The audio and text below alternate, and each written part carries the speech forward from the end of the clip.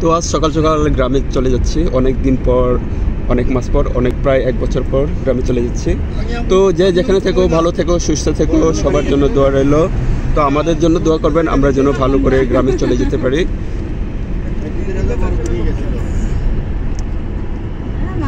তো আমরা এই মুহূর্তে আছি বিশ্ব রোড। তো বিশ্ব রোড দেখতেই পাচ্ছেন কত সুন্দর করে সাজিয়েছে আপনার ফ্লাইওভার ব্রিজগুলো। তো একটু সামনে দেখিয়ে দিই।